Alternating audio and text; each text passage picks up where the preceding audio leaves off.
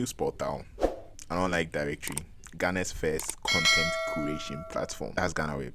So if you're kidding, your kid was born in the 90s, I'm sure you know Ghanaweb. Ghanaweb was your go-to. And if you're someone who liked research and you like doing your homework with the internet, then Ghanaweb, the 90s was a very good tool for you. The site is over 20 years and it's bigger than you know. Now let's start from the beginning. Ghanaweb started as a newspaper, a magazine for the growing Ghanaian community in Amsterdam back in 1994. They wanted to create this magazine where they would inform the Ghanaians in Amsterdam about what is happening back home. So they were giving them news, pictures of events and all those things back then. The magazine was called Ghanaweb. Then later it grew up into a blog. A Ghanaian lecturer who was working in Finland in 1999 created a blog, and the blog was called Ghana Homepage and the University of Utrecht's domain. Back then, it was very difficult for you to get your own domain, let's say your name.com or ghanaweb.com or any other name.com. So what they were doing back then was you just add your name to another person's own. We call it subdomain. So we had these subdomains like what new bloggers normally do, your name.blog.com, something like that. Then I was on the University of Utrecht's domain called the Ghana Homepage. The news website featured links and other stuff, the same idea, the idea from the very big site. It had the latest news, sports, announcements, chat rooms, Ghanaian dictionary and other resources, anything Ghanaian. So back then Ghanaweb was like the Yahoo for the Ghana internet space. That was the entry to the internet. Later the site got some major upgrade, and the same year in 1999 they had this new interface. So they tried creating something different.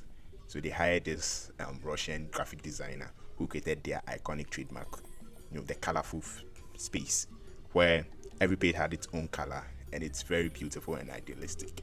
So it has always been like that, whether they make it flat or they change the shapes or anything, it's still colorful, and it's been their trend. Later they had this Dutch owner who made sure they have a great content management system which will make the site load faster.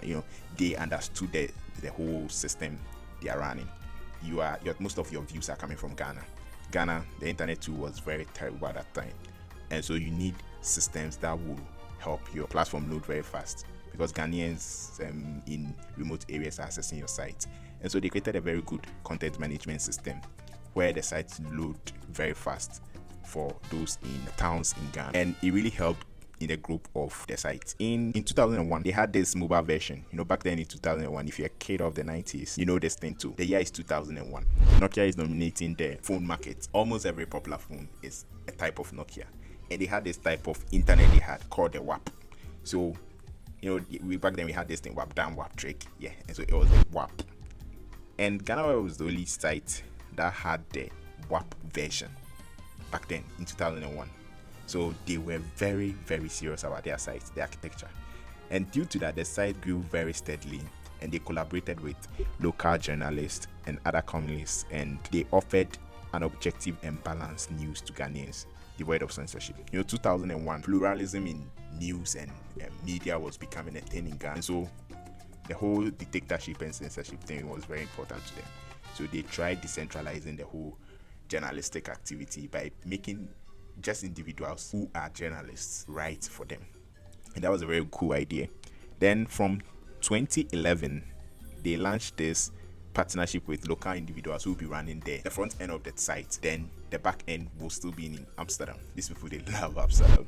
So the site is for Ghanaians, being run by Ghanaians, but then the architecture and the legal parts are still being Amsterdam due to other reasons. Hosting is still a thing problem here, and most sites are done that way. They are hosted elsewhere and they are being run in Ghana. In 2014 they started expanding. They felt like they've conquered Ghana and they need to do similar things in other African countries, so they started with Cameroon. One interesting thing about the Cameroon web is that it's dual.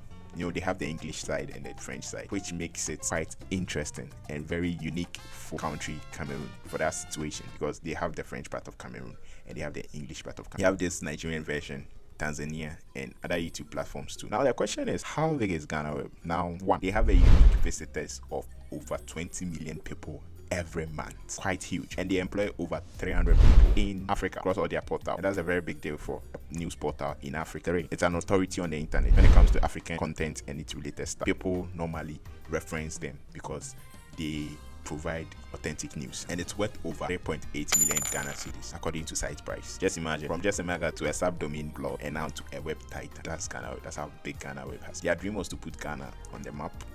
Now they want to put Africa on the map. Let's see how it goes. Thank you for watching this episode. Don't forget to subscribe. See you.